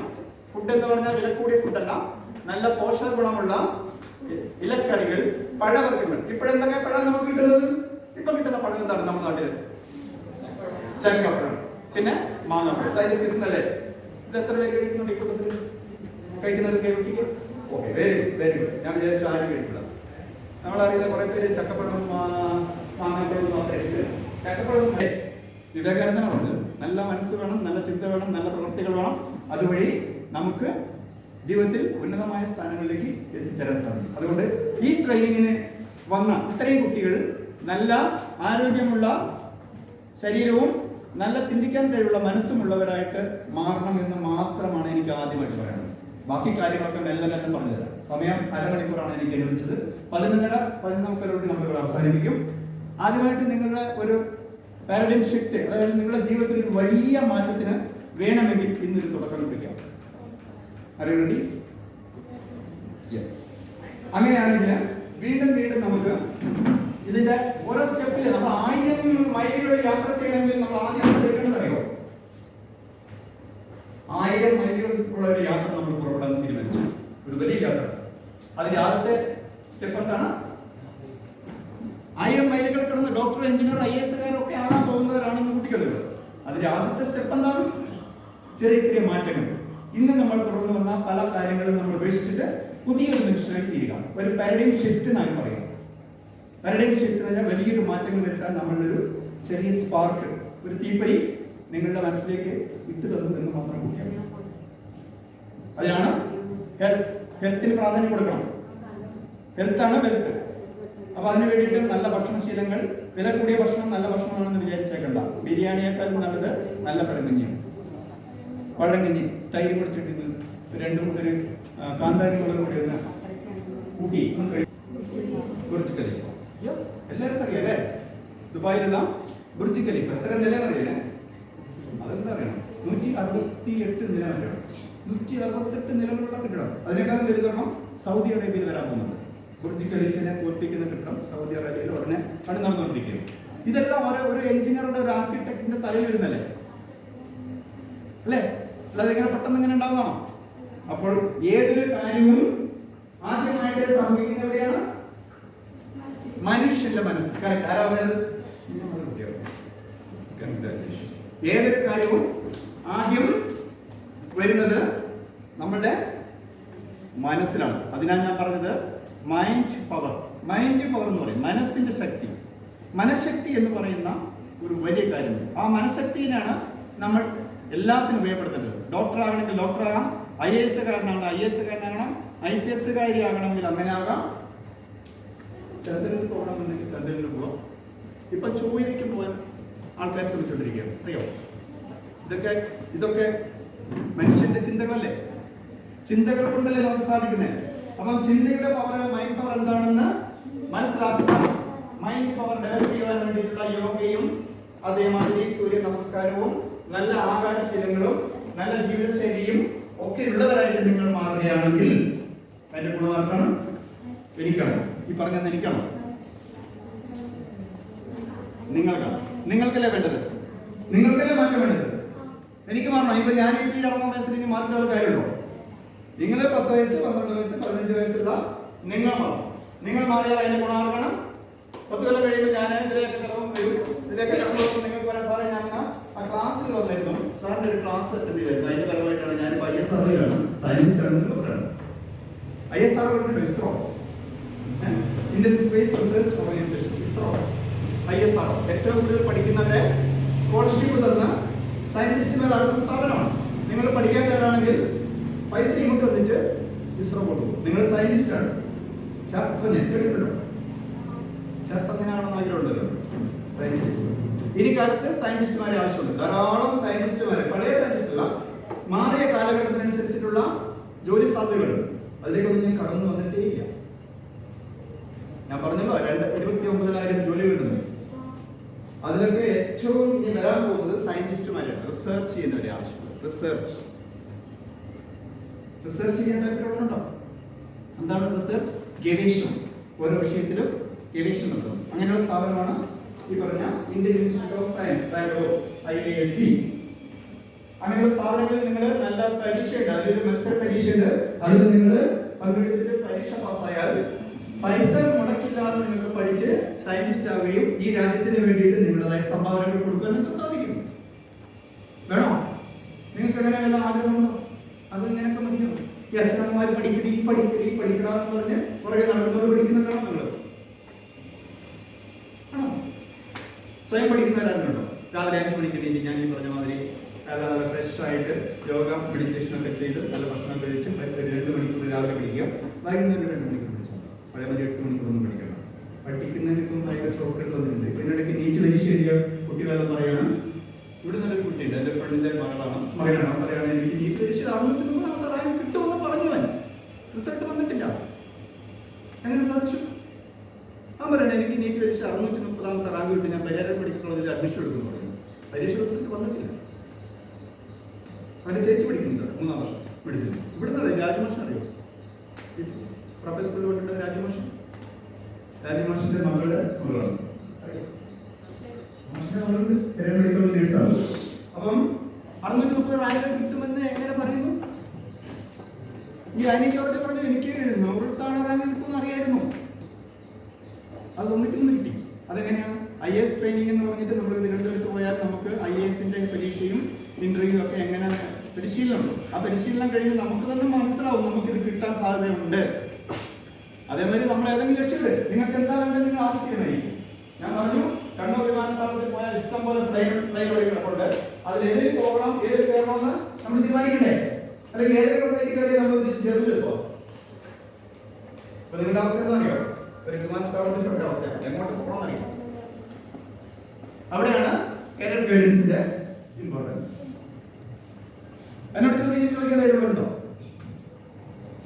ചോദ്യങ്ങൾ ചോദിക്കാനുള്ള ധൈര്യം കാണിക്കണം. ക്ലാസ്സിൽ ചോദ്യങ്ങൾ ചോദിക്കുന്ന കുട്ടിയാണ് ഏറ്റവും നല്ല കുട്ടി. ചോദ്യങ്ങൾ ചോദിക്കാൻ ധൈര്യം കാണിക്കാറുണ്ട്. ചോദ്യങ്ങൾ ചോദിക്കുന്ന കുട്ടിക്കുണ്ട് കാര്യങ്ങൾ മനസ്സിലായിട്ടുണ്ട്, സംശയമില്ല. ഇപ്പൊ നിങ്ങൾക്ക് എന്തെങ്കിലും സംശയം എന്നോട് ചോദിക്കുകയാണെങ്കിൽ നിങ്ങൾ എന്തൊക്കെയോ കാര്യങ്ങൾ ഞാൻ പറഞ്ഞത് ഏതൊക്കെ മനസ്സിലായി ഞാൻ ചെയ്യും. സാർ IAS എടുക്കുന്നത് എങ്ങനെ എന്ന് ചോദിക്കാൻ പറ്റുമോ? ഈ IPS എന്നൊക്കെ പറയാൻ എങ്ങനെയാ സാറേ? അതിന്റെ ലൈൻ എങ്ങനെയാണ്? എന്റെ റൂട്ട് എന്താണ് ചോദിക്കാവോ? ആകാൻ താല്പര്യമുണ്ടോ? ഇവിടുത്തെ ഏറ്റവും ന്യൂനതാണ് ഇവിടെ ഇരിക്കുന്നത്. മോന്റെ പേരെന്നാ?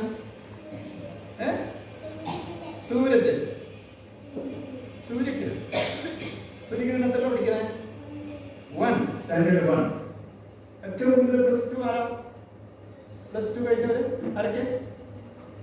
4 പേര്. നിങ്ങളാണ് ഏറ്റവും സീനിയർ ആയിട്ടുള്ളത്. 1ാം ക്ലാസ്സിൽ പഠിക്കുന്നവർ +2കാരെ ഒരുമിച്ച് ഒരിക്കലും ക്ലാസ് കൊടുക്കാൻ പാടില്ല, അത് വേറെ കാര്യം. പക്ഷേ ഇവിടെ ഇപ്പം ബൈ ചാൻസിൽ അങ്ങനെ സംഭവിച്ചു. പക്ഷെ ഞാൻ പറയുന്നു, Surya Kiran you are very lucky. 1ാം ക്ലാസ്സിൽ ഇങ്ങനെ സാറിന്റെ ക്ലാസ് കിട്ടിയില്ലേ? അല്ലേ? ഏറ്റവും കൂടുതൽ ഗുണം കിട്ടാൻ പോകുന്ന ആർക്കറിയോ? മാറാനുള്ള അവസരം കൂടുതൽ പുള്ളിയല്ലേ? അല്ലേ? 1ാം ക്ലാസ്സിൽ ഇങ്ങനെ ക്ലാസ് അറ്റൻഡ് ചെയ്തിട്ട് ഇങ്ങനെ ഒരു ട്രെയിനിങ് കിട്ടിയിട്ട് ഉള്ളതും 12ാം ക്ലാസ് കിട്ടിയവരും തമ്മിൽ വ്യത്യാസമില്ലേ? അപ്പൊ സൂര്യകിരൺ അല്ലേ? സൂര്യകിരണല്ലേ? സൂര്യകിരണിന്റെ അച്ഛൻ എന്താണ് ചെയ്യുന്നത്? അച്ഛൻ എന്ത് ജോലി ചെയ്യുന്നത്? അച്ഛൻ എന്താ ജോലി ചെയ്യുന്ന അറിഞ്ഞൂടെ? നമ്മളുടെ കഴിവുകൾ എന്താണെന്ന് നമ്മൾ മനസ്സിലാക്കണം. അതിനാണ് പറയുന്നത് നോ തൈസെൽഫ്. നമ്മൾ ആരാണ് എന്ന് നമ്മളുടെ കഴിവുകൾ എന്താണ്, നമ്മളുടെ പാഷൻ എന്താണ്, നമ്മളുടെ ആറ്റിറ്റ്യൂഡ് എന്താണ്, നമ്മളുടെ ആറ്റിറ്റ്യൂഡ് എന്താണെന്ന് നമ്മൾ ആദ്യം മനസ്സിലാക്കണം. ഒരു സ്വയം വിമർശനത്തിനോ ഒരു സ്വയം വിലയിരുത്തലിനോ തയ്യാറാണോ നിങ്ങൾ? ആർക്കെങ്കിലും പറയാൻ പറ്റുമോ? ആരാണ് ധൈര്യം വരുന്നത്? ഞാൻ ഇന്നയാണ്, എൻ്റെ കഴിവുകൾ ഇതാണ്, എൻ്റെ പരിമിതികൾ ഇതാണ് എന്ന് പറയാൻ പറ്റുന്ന ആരുമുണ്ടോ? ആർക്കും എന്റെ കഴിവുകൾ ഇതാണ്, എനിക്ക് ഇന്നെ പറയാനുള്ളത്. അതിന്റെ അർത്ഥം പോരായ്മകളുണ്ടെന്ന് പറയുന്നത് കുഴപ്പമില്ല, പോരായ്മകൾ പരിഹരിച്ച് മുന്നോട്ട് പോകുന്നതിനാണ് വിജയം. കഴിവുകൾ പറയാം. ആദ്യം 5 പ്ലസ് പോയിന്റ് പറയുക. ആരാ പറയുന്നത്? എനിക്ക് ഇന്ന കഴിവ്. ആരാ പറയുന്നത്? പറയുമല്ലോ മുന്നിലിരിക്കുന്ന 5 കഴിവുകൾ. എനിക്ക് താല്പര്യമുള്ള 5 കാര്യങ്ങൾ. 2 കാര്യങ്ങൾ അനന്യ പറയുന്നു. അനന്യയുടെ കാര്യം അനന്യ ഞാൻ അങ്ങനെ മനസ്സിലാക്കുന്ന പേര്. അനന്യ എന്ന അർത്ഥം അറിയാം. അനന്യ എന്ന് പറഞ്ഞ അർത്ഥം അറിയാം. മലയാളം ടീച്ചർ എന്റെ വൈഫ് മലയാളം ടീച്ചറാണ്. അനന്യ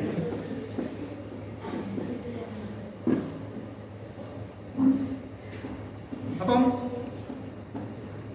നമ്മൾ എന്താണെന്ന് നമ്മൾ മനസ്സിലാക്കും. നോ തൈസെൽഫ്. നമ്മളെ കുറിച്ച് ആദ്യമായിട്ട് അറിവുണ്ടാകേണ്ടതും നമ്മളെ ആദ്യമായിട്ട് ബഹുമാനിക്കേണ്ടതും ആരാണ്? നമ്മൾ തന്നെയാണ്. അതിനാണ് പറയുന്നത് റെസ്പെക്ട് യുവർ സെൽഫ്. നിങ്ങൾ ബഹുമാനിക്കാൻ പഠിക്കണം. രാവിലെ എണീറ്റിട്ട് കണ്ണാടി നോക്കിയിട്ട് ഒരു ഗുഡ് മോർണിംഗ് പറയുന്നത് ആരോടെന്ന് അറിയോ? നമ്മളോട് തന്നെ പറയണം. എന്താ പറയേണ്ടത്? എങ്ങനെ പറയാം? പേര് പറയാം. പേര് പറഞ്ഞു. അതികൃഷ്ണൻ. അപ്പൊ രാവിലെ ചടങ്ങിട്ട് വേണം ഹായ് അതികൃഷ്ണൻ, അവര് ഗുഡ് മോർണിംഗ്. കണ്ണൻ നോക്കൂ. നാളെ ക്ലാസ്സിൽ ചെയ്യുമ്പോൾ 6 വർഷം ഇതുവരെ യാതൊരു കുഴപ്പമില്ലാത്ത ചെക്കനായിരുന്നു. ക്ലാസ്സിന് പോയി കഴിഞ്ഞാൽ ആകെ മിസ്റ്റേക്ക് ആയിരുന്നു. അച്ഛനമ്മ പറയും കുഴപ്പമില്ല, അത് ആദ്യമൊക്കെ തമാശയായിട്ട് അവർ മാറ്റാം. പക്ഷെ നമ്മളൊരു മാറ്റം വേണ്ടേ? നമ്മൾക്കൊരു മാറ്റത്തിന് വേണ്ടി നമ്മൾ ആരാ തുടങ്ങേണ്ടത്? നമ്മൾ തന്നെ.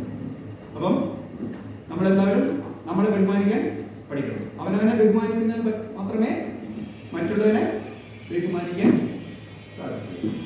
അതാണ് ആദ്യം പഠിക്കുന്നത്. സെൽഫ് നമ്മളെ ആദ്യം തന്നെ നമ്മൾ സെൽഫ് റെസ്പെക്ട് കൊടുക്കണം. നമ്മളെ ബഹുമാനിക്കുന്നതിനെ നമ്മളെ ബഹുമാനിക്കുകയാണെങ്കിൽ തീർച്ചയായിട്ടും നമുക്ക് മറ്റുള്ളവരെ ബഹുമാനിക്കാൻ കഴിയും. അത് പഠിക്കേണ്ട ഒരു പാഠമാണ്. മറ്റുള്ളവരെ ബഹുമാനിക്കാൻ നമുക്ക് കുറച്ച് മടിയാണ്. പ്രത്യേകിച്ച് മലയാളികൾക്ക് മറ്റുള്ളവരെ റെസ്പെക്ട് ചെയ്യാനും ഒരു ഗുഡ് മോർണിംഗ് പറഞ്ഞാൽ പോലും ചിലപ്പോൾ ഇങ്ങോട്ട് ഒരു ഗുഡ് മോർണിംഗ് തിരിച്ചു പറയാൻ പറ്റും. ഞാൻ രാവിലെ ഗുഡ് മോർണിംഗ് പറഞ്ഞാൽ നിങ്ങൾ കുറച്ചുകൂടി വേണ്ടിയില്ല, ഞാൻ ശ്രദ്ധിച്ചു. രാവിലെ ഒരു ഗുഡ് മോർണിംഗ് പറയാൻ നമ്മൾ വെരി ഗുഡ് മോർണിംഗ് തിരിച്ചു പറയണ്ടേ? എന്താ പൈസ കൊടുക്കണ്ടോ? രാവിലെ കണ്ടത് ചിരിക്കുന്നതിന് നമുക്ക് ബുദ്ധിമുട്ടുണ്ട്. ആരും ചിരിക്കണോ? പ്രശ്നം അങ്ങോട്ട് നോക്കിയാലും ചിരിക്കാറുണ്ടോ എന്ന് പറയാൻ എന്താണ്? ആത്മവിശ്വാസം. ആത്മവിശ്വാസമുള്ളവരെ മാത്രമേ ഏതൊരു കമ്പനി പൈസ വരുന്നത് അവർക്ക് നമ്മളെ കൊണ്ട് ഗുണം വേണ്ടേ? അപ്പം കോൺഫിഡൻസ് ഉള്ളവർക്ക് മാത്രമേ അത്രയും പ്രൊഡക്റ്റീവ് ആകാൻ സാധിക്കൂ. അപ്പൊ നമ്മൾ മനസ്സിലാക്കണം, നമ്മൾ ആത്മവിശ്വാസമുള്ളവരാണെങ്കിൽ അത് നമ്മൾ മുഖത്ത് കാണും. ആത്മവിശ്വാസം ഇല്ലാത്തവരെ കാണുമ്പോൾ തന്നെ അറിയാം അവർ ആത്മവിശ്വാസം ഇല്ലാത്തവരാണ്. അപ്പോൾ ഇവർ ഇന്റർവ്യൂലൊക്കെ നമ്മൾ വരുമ്പോൾ ഒരാള് ഇന്റർവ്യൂ ചെയ്യുന്ന റൂമിലേക്ക് കടന്നു വരുമ്പോൾ തന്നെ അപ്പോൾ തന്നെ ഇന്റർവ്യൂ ചെയ്യുന്ന ആൾക്കാർക്ക് മനസ്സിലാവും ഈ വരുന്ന ആള് കോൺഫിഡൻസ് ഉള്ളവരാണ്. എത്ര പേർക്ക് ഇംഗ്ലീഷ് ഭാഷ അനായാസം കൈകാര്യം ചെയ്യാൻ അറിയും? അതുകൂടെ ചോദിച്ചേക്കാം. +2 കഴിഞ്ഞാലുള്ള ചോദ്യം. ഒരു കാര്യം നോട്ട് ചെയ്തോ, പണ്ടൊക്കെ നമുക്ക് മലയാള ഭാഷ, മാതൃഭാഷ, ഇംഗ്ലീഷ്, ഹിന്ദി 3 ലാംഗ്വേജ് പഠിച്ചാൽ ഇപ്പൊ എന്താ പഠിക്കുന്നത്? ഇപ്പൊ നമ്മൾ മിനിമം 10 ഭാഷ പഠിക്കാൻ മനസ്സിലാക്കണം. ഏതൊക്കെ ഭാഷയാണ് പറയും? ജർമ്മൻ, ഫ്രഞ്ച്, അങ്ങനെ പോകുന്ന കുറച്ച് അധികം ഭാഷകൾ കൂടി പഠിക്കാൻ സാധിക്കും. എങ്ങനെ പഠിക്കാം? എല്ലാ ഓൺലൈൻ കോഴ്സുകളുണ്ട്. എല്ലാ ലാംഗ്വേജ് പഠിക്കാനും ഓൺലൈൻ കോഴ്സുകളുണ്ട്, ഫ്രീ ആയിട്ട്. ചില ഓൺലൈൻ കോഴ്സുകൾ ഫ്രീ ആണ്. ഇതൊക്കെ വേണമെങ്കിൽ പിന്നെ എന്നോട് ചോദിച്ചു.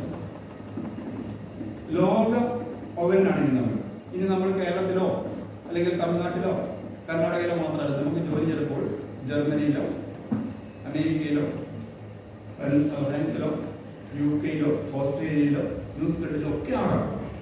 അവിടെ ചിലർ ഈ മലയാളം പ്രശ്നം പറ്റുമോ? അതുകൊണ്ടാണ് നല്ല കമ്മ്യൂണിക്കേഷൻ സ്കില്ല് എന്ന് വെച്ച് കഴിഞ്ഞാൽ ആശയവിനിമയത്തിലുള്ള നല്ല കമ്മ്യൂണിക്കേഷൻ സ്കില്ലുള്ളവർക്ക് നിങ്ങൾക്ക് മാർക്ക് 50% ആണെങ്കിലും പരീക്ഷയിൽ മാർക്ക് 50% ആണെങ്കിലും നല്ല കമ്മ്യൂണിക്കേഷൻ സ്കില്ലുള്ളവർക്കായിരിക്കും ജോലി കിട്ടാൻ സാധ്യത കൂടുതൽ. മാർക്കിന്റെ ബേസിലല്ല നിങ്ങൾക്ക് ജോലി തരും. നിങ്ങൾക്ക് 1 ലക്ഷം രൂപ സാലറി തരുന്നു, 2 ലക്ഷം രൂപ സാലറി തരുന്നു, അല്ല 5 ലക്ഷം രൂപ സാലറി പെർ മന്ത് ഒരു നേഴ്സിംഗ് കോഡ് UK-യിൽ കിട്ടും. ആഴ്ചയിൽ 14 മണിക്കൂർ ജോലി ചെയ്യാം, 3 ലക്ഷം രൂപ സാലറി. അവിടെ ഇംഗ്ലീഷ് സായിക്കോടെ സംസാരിക്കുന്നുണ്ട്. അപ്പൊ നമ്മുടെ ഇവിടെ ഇംഗ്ലീഷ് മതിയോ?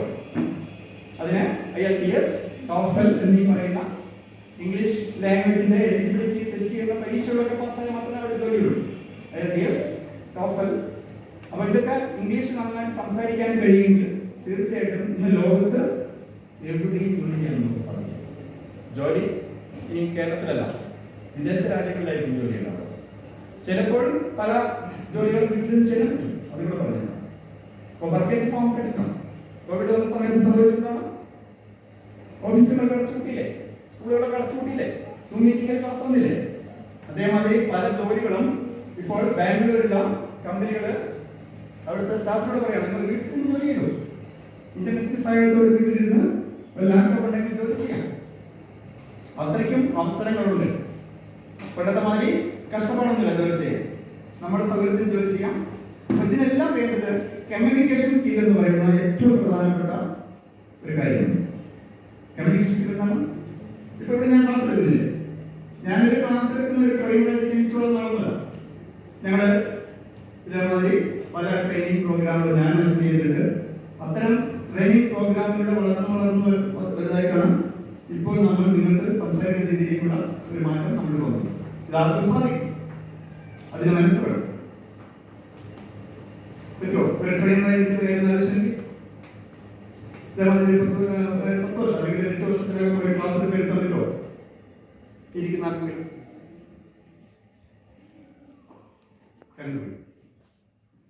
അങ്ങനെ ഒരു മാറ്റം നിങ്ങൾ ആഗ്രഹിക്കുന്നുണ്ടെങ്കിൽ നിങ്ങളെ സഹായിക്കാൻ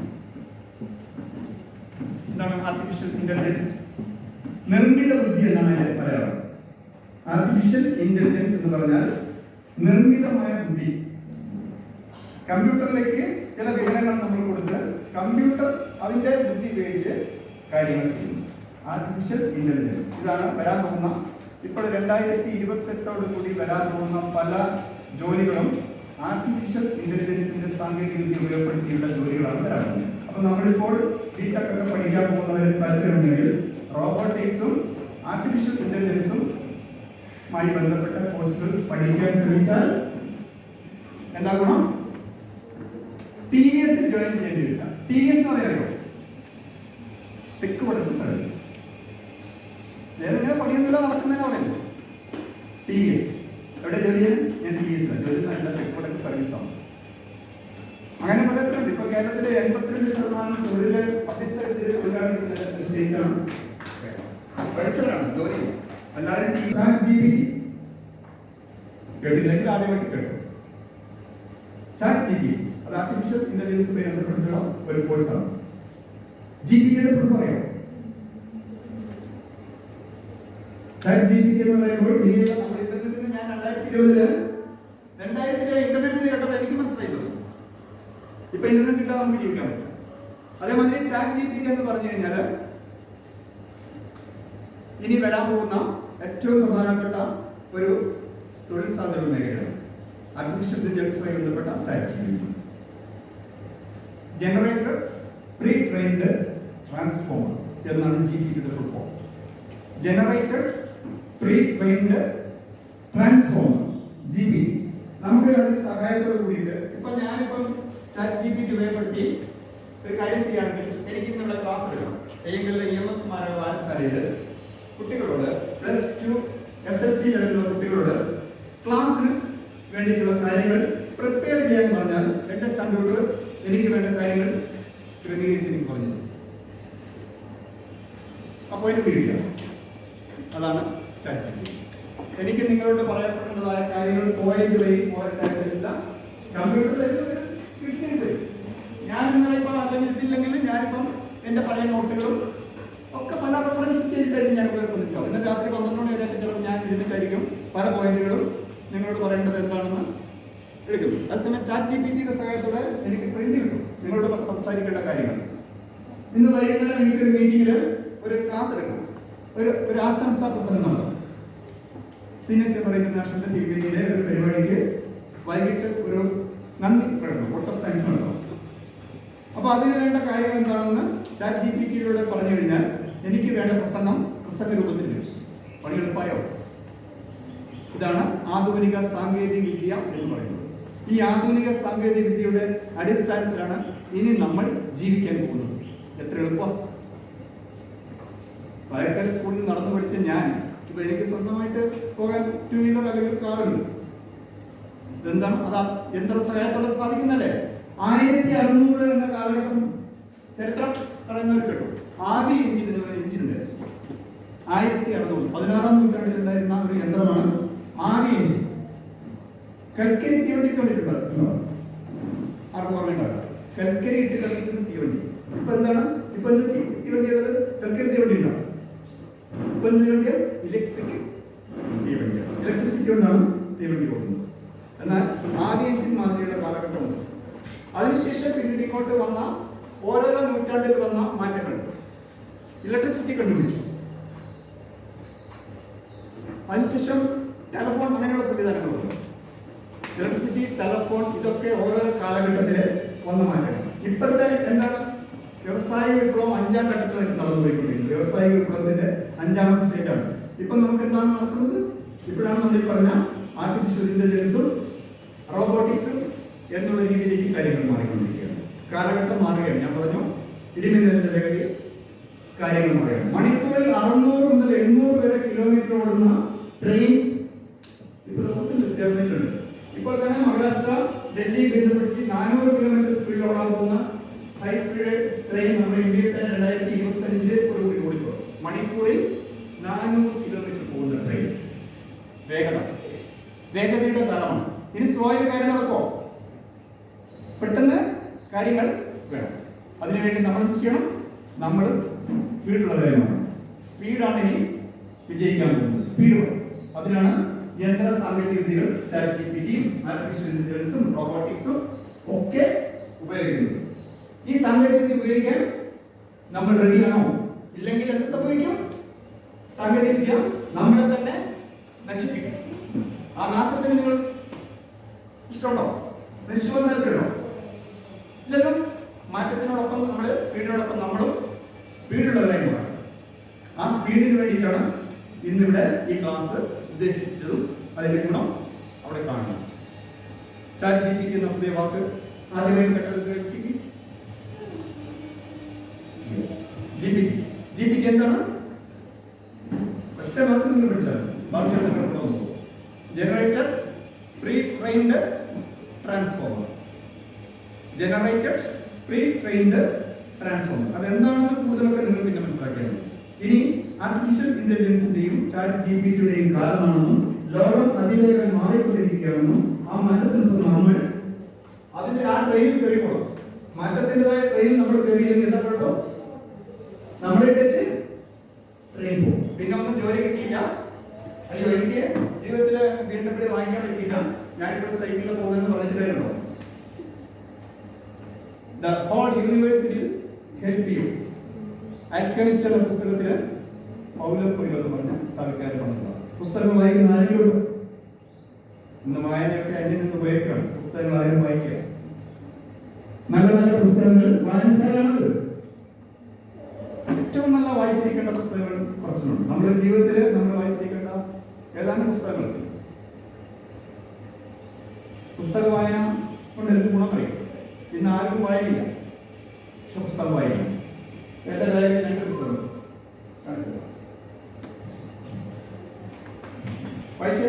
പറ്റുന്നുണ്ടോ? എന്താണ് പുസ്തകം? The magic of thinking big. എന്താണ് അതിന്റെ അർത്ഥം? വലുതായി ചിന്തിക്കുന്നതിന്റെ മാജിക്. ആരെഴുതുന്നറിയോ? ആരെഴുതിയിരുന്നു? പുസ്തകം എഴുതുന്നതാണ് David J Schwartz. David J Schwartz എന്ന് എഴുതിയ ഈ പുസ്തകം ലോകത്ത് ഏറ്റവും കൂടുതൽ ആൾക്കാർ വായിച്ച പുസ്തകം. The magic of thinking big. At least എവിടെയെങ്കിലും ലൈബ്രറിയിൽ കിട്ടുവാണെങ്കിൽ ഇംഗ്ലീഷാണ് അതിന്റെ പരിഭാഷയുണ്ട്, മലയാളത്തിലുണ്ട്, പിന്നെ ഗൂഗിളിലുണ്ട് മലയാള പരിഭാഷയുണ്ട്. മാജിക് ഓഫ് തിങ്കിങ് ബിഗ്, അതായത് വലുതായി ചിന്തിക്കാൻ ആവശ്യം. ഞാൻ ഒരു BMW വാങ്ങിക്കണം. IAS ഇന്ത്യൻ പ്രസിഡന്റ്, അധ്യാപകനായിരുന്ന ശാസ്ത്രജ്ഞനായിരുന്ന Indian president doctor APJ Abdul Kalam. Full form അറിയാം അദ്ദേഹത്തിന്? APJ അപ്പോൾ APJ അബ്ദുൽ കലാം എന്ന് പറയുന്ന ഒരു പ്രസിഡന്റ് നമുക്കുണ്ടായിരുന്നു. അദ്ദേഹം ഒരു ബെസ്റ്റ് അധ്യാപകനായിരുന്നു. അതിന്റെ കൂട്ടത്തിൽ അദ്ദേഹം ഒരു ശാസ്ത്രജ്ഞനായിരുന്നു. ഇന്ത്യൻ സ്പേസ് റിസർച്ച് ഓർഗനൈസേഷന്റെ മേധാവിയായിട്ടൊക്കെ ഇരുന്ന അദ്ദേഹമാണ് പറഞ്ഞത്, വലുതായി ചിന്തിക്കൂ, വലുത് സ്വപ്നങ്ങൾ തെറ്റില്ല എന്ന് പറഞ്ഞു. നമ്മളെ പഠിപ്പിച്ചത് വലുതായി ചിന്തിക്കൂ, വലിയ സ്വപ്നങ്ങൾ കാണും. സ്വപ്നം കാണുന്നതിൽ പിശുക്ക് വേണം. സ്വപ്നം കാണുന്നതിൽ BMW വേണമെന്ന് ഇപ്പം മലവരല്ലോ ഒന്ന് പറഞ്ഞ പേര് ആദ്യത്തെ പറഞ്ഞു BMW വേണം. അതൊരു തെറ്റാണ്. പക്ഷെ വലുതായി ചിന്തിച്ചാൽ നമുക്ക് ഇനി BMW വാങ്ങിയില്ലെങ്കിലും ഒരു മാരുതിയുടെ ബലമെങ്കിലും മേടിക്കാൻ സാധിക്കും.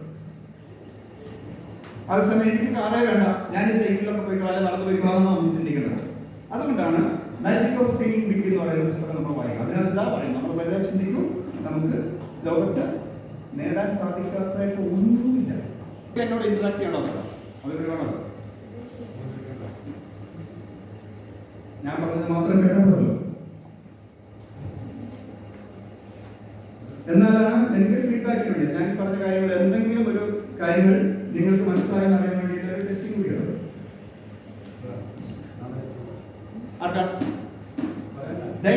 ധൈര്യം ഇതൊരു അവസരമാണ്. പിന്നെ കിട്ടുക വീട്ടിൽ പോയിരുന്ന ആലോചിക്കുക. ആ സാറിനൊന്നും ചോദിക്കണ്ടായിരുന്നു, എനിക്ക് പിന്നെ അങ്ങനെ ചോദിക്കാൻ വേണ്ടിയില്ല. ചോദിച്ചോ എന്തൊരു സംശയം എനിക്കറിയാം. നമുക്ക് മൈൻഡിലുള്ള ഒരു ജോലി ഉണ്ടാവുമല്ലോ. അപ്പം ആ ജോലിക്ക് അനുസരിച്ചുള്ള വിഷയം എടുക്കാൻ പറ്റുള്ളൂ. അത് ഇഷ്ടമുള്ള വിഷയം എടുത്ത് പഠിച്ചിട്ട് എനിക്ക് മനസ്സിലായി. നല്ല ക്വസ്റ്റ്യൻ വരുന്നത്. ക്വസ്റ്റ്യൻ ഇതാണ്, നമുക്ക് പ്ലസ് ടു കഴിയുമ്പോൾ ഏത് ജോലിയാണോ നമുക്ക് താല്പര്യമുള്ള ജോലിയാണോ അതാണ് പ്രധാനം. ജോലി നല്ല വരുമാനം കിട്ടുമെന്ന് പറഞ്ഞ കാര്യമില്ല, നമ്മൾക്ക് അതിനകത്ത് ഒരു പാഷൻ ഉണ്ടോ, നമുക്കൊരു സ്കില്ലുണ്ടോ എന്നും പ്രധാനമായിട്ട് നോക്കണം. വരുമാനമല്ല നോക്കേണ്ടത്. നമ്മൾക്ക് പല ജോലി എടുക്കുന്നവർക്ക് ചിലപ്പോൾ ജോലി കൊണ്ട് കഴിഞ്ഞവരാണ്, അവർക്ക് താല്പര്യമില്ല, നിവൃത്തികളെ കൊണ്ട് ചെയ്യുന്നതായിട്ട് വരുന്നത്. എനിക്കറിയാം, ടീച്ചിങ്, എൻ്റെ വൈഫ് ടീച്ചറാണ്, ടീച്ചറായിട്ട് ജോലിയില്ലേ, അതാണ് ടീച്ചിങ്. ഇവിടെ APJ അബ്ദുൽ കലാം അദ്ദേഹം ടീച്ചറായിരുന്നു. അദ്ദേഹം ചോദിച്ചാൽ ഇന്ത്യൻ പ്രസിഡന്റായിട്ട് അറിയപ്പെടാനാണോ ഒരു അധ്യാപകനായിട്ട് അറിയപ്പെടാനാണോ എന്ന് ചോദിച്ചപ്പോൾ ഞാനൊരു അധ്യാപകനായിട്ട് അറിയപ്പെടാനാണ് ആഗ്രഹിക്കുന്നത്. അതാണ് അധ്യാപകരുടെ. ഇപ്പൊ ഞാനിവിടെ വന്ന് നിങ്ങളോട് സംസാരിച്ചില്ല, ഇപ്പൊ 10-20 പേരില്ലേ, നിങ്ങളെ ഇപ്പൊ എനിക്ക് എല്ലാവരും ഒന്നും പേരറിയത്തില്ല, എനിക്ക് നിങ്ങളെ ഒരു 5 കൊല്ലം കഴിഞ്ഞ് നിങ്ങളെ എനിക്ക് തിരിച്ചറിയാം, പക്ഷെ നിങ്ങൾ എന്നെ മറക്കില്ല. ശരിയല്ലേ? അതാണ് ട്രെയിനർ അല്ലെങ്കിൽ ടീച്ചറും ട്രെയിനറും തമ്മിൽ വ്യത്യാസമുണ്ടോ? ടീച്ചർക്ക് കുറച്ചുകൂടി ഒരു ക്ലാസ്സിൽ ഒരു വർഷം പഠിപ്പിക്കുക എന്ന് പറഞ്ഞാൽ വലിയ കാര്യമല്ലേ, പല കാര്യങ്ങളും പറഞ്ഞു തരുന്ന അധ്യാപകരല്ലേ. അപ്പം നമുക്ക് നമ്മുടെ തൊഴിലിനോടുള്ള പാഷൻ അതാണ് പ്രധാനം. സ്കിൽ, ഇത് നമ്മൾ ഉള്ള ജോലി മാത്രമേ തിരഞ്ഞെടുക്കാൻ പാടുള്ളൂ. ശമ്പളം കിട്ടും, നിങ്ങളുടെ ഭാവിയും നിങ്ങളുടെ സ്വപ്നങ്ങളും ഞങ്ങൾക്ക് സഹായിക്കാൻ പറ്റുള്ളൂ. ഇപ്പൊ ഒരു ട്രെയിനർ എന്ന നിലയ്ക്ക് നിങ്ങൾക്ക് ജോലി വാങ്ങിച്ചു തരാനൊന്നും നമുക്ക് സാധിക്കില്ല, പക്ഷെ എവിടെ പോകണം, ഏത് വഴിക്ക് പോയാൽ ജോലി കിട്ടുമെന്ന് പറഞ്ഞു തരാൻ ഞങ്ങൾക്ക് സാധിക്കും. അതാണ് കരിയർ ഗൈഡൻസ് കൊണ്ട് ഉദ്ദേശിക്കുന്നത്. ഇവിടെ നമ്മൾ ഇവിടെ നിൽക്കുന്നു, ധാരാളം സാമ്പത്തിക പ്രശ്നങ്ങളുള്ള ആൾക്കാരാണ്. 85% ആൾക്കാരും വളരെ സാമ്പത്തികമായിട്ട് ബുദ്ധിമുട്ടുന്ന ഒരു രാജ്യത്താണുള്ളത്. 84% ആൾക്കാരും വളരെ ബുദ്ധിമുട്ടി ജീവിക്കുകയാണ്. നമ്മുടെ അച്ഛനന്മാരൊക്കെ നിങ്ങളെയൊക്കെ വലിയ സ്വപ്നത്തോടെ പഠിപ്പിക്കുന്നുണ്ട്. അധ്യാപകരും അതേമാതിരി ഭരണാധികാരികളൊക്കെ നിങ്ങൾക്ക് വേണ്ടി എല്ലാ സൗകര്യങ്ങളും ചെയ്ത് നിങ്ങളെ പ്രോത്സാഹനത്തിന്റെ ഒക്കെ വളരെ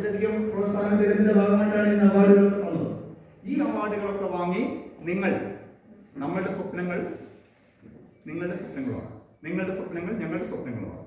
ഈ സ്വപ്നങ്ങൾ നേടുവാൻ നിങ്ങൾക്ക് ദൈവം നിങ്ങളെ എല്ലാ വിധത്തിലും അനുഗ്രഹിക്കട്ടെ എന്ന് മാത്രം ആശംസിച്ചുകൊണ്ട്, എല്ലാവിധ ഭാവങ്ങളും തന്നു നിങ്ങളെ അനുഗ്രഹിക്കട്ടെ എന്ന് പ്രാർത്ഥിച്ചുകൊണ്ട് ഇങ്ങനെ അവസരം തന്ന അനന്ത സാറേ നിങ്ങൾ ചെയ്തൊരു വലിയ കാര്യമാണ്.